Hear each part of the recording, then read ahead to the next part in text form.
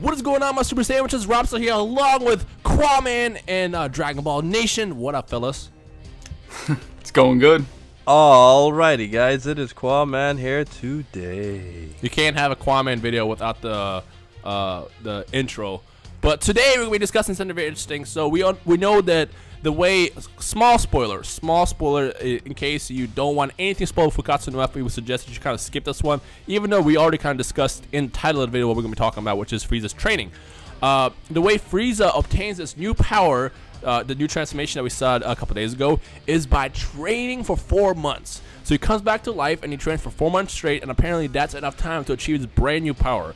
But not a lot of people are thinking, like, how the hell does Frieza gain that much power to go from where he got destroyed, where Goku was nowhere near the strength that he is at the end of Dragon Ball Z, especially after becoming a god?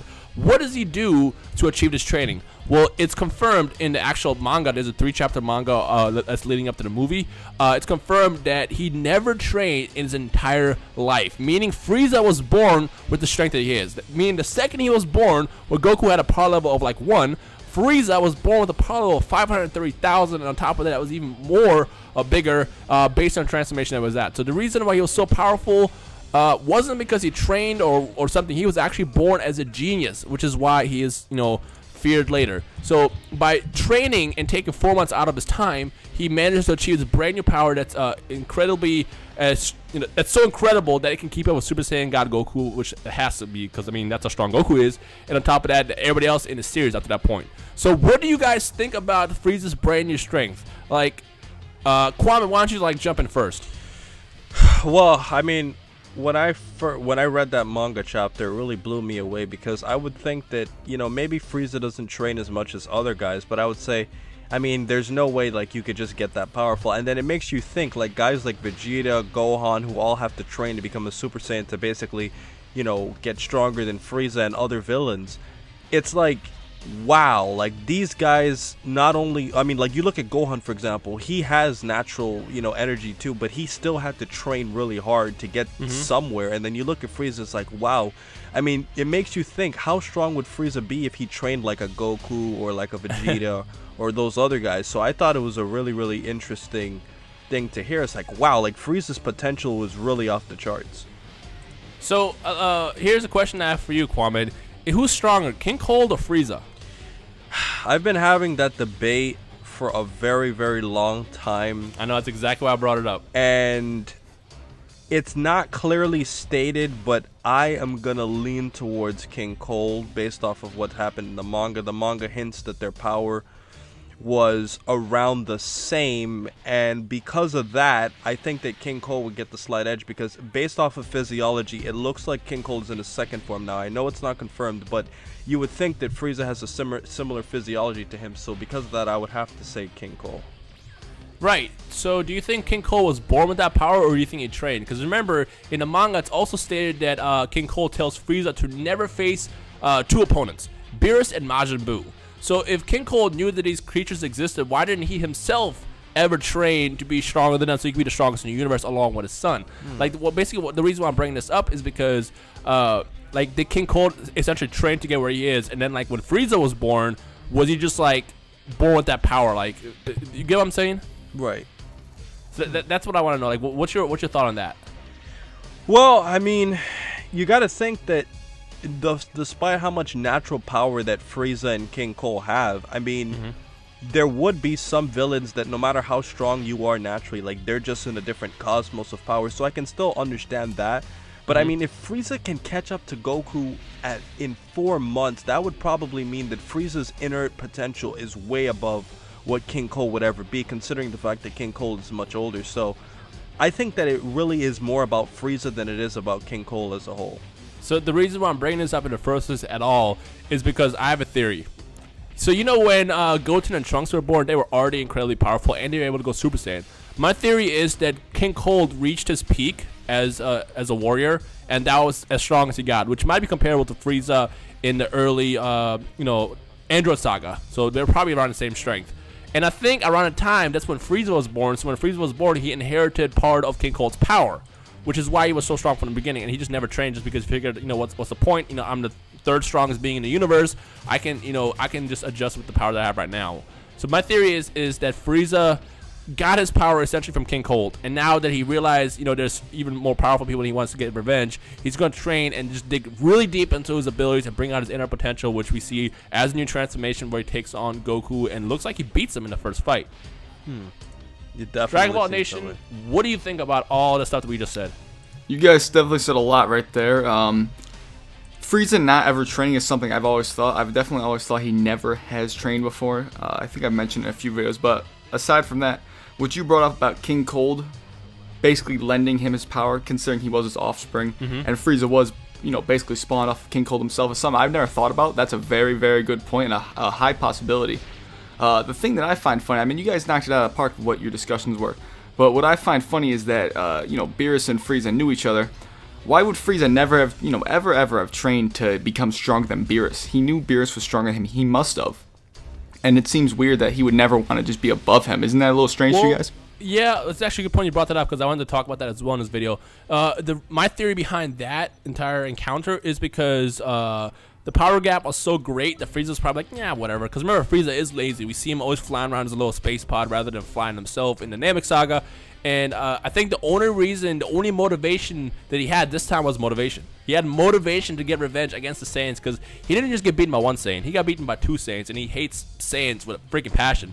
Now, he hates Beerus as well, but probably didn't have enough hate to be motivated enough to try to, dig deep into his power and bring it out to fight Beerus. Plus, on top of that, remember, King Cole was there to be like, hey, don't fight Majin Buu. Don't fight Beerus. So that's my theory there as to why he never fought against Beerus to try to get stronger than him. But however, I still have a theory that another reason why he wanted to get immortality was so he can go up against Beerus. Because think about it this way: if Beerus found out that, first of all, Beerus didn't like Frieza, but if Beerus found out that Frieza was trained to fight him, he would have showed up and killed him instantly.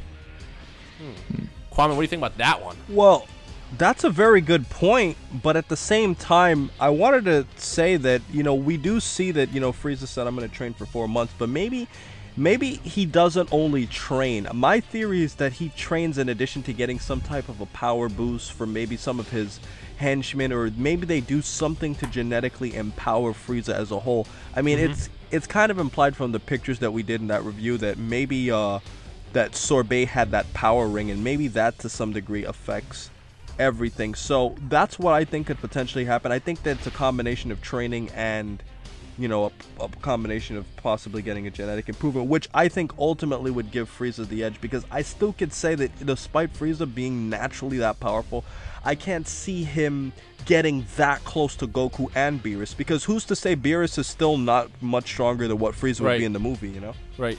I mean, we don't know. I mean, for all we know, Beerus and Frieza might not fight at all. We don't know yet. Yeah. But something that I wanted to point out was, look at Goku. What was Goku's power level in Dragon Ball the very first time? Wasn't it like 180 or something like that? Well, I don't believe in power levels from Dragon Ball. I think they're all bullshit, to be completely honest. Power levels are in general bullshit, but like just using Goku as an example, like the farmer in Dragon Ball Z was 5, and then Goku was probably somewhere around 100. I don't remember exactly, but to show you that, like, Goku's power level, he was born with 1, right? Yeah, a power level of 2. So he was born power level 2. So he was born with power level 2, and by the time he was like a kid, he had about 100 something.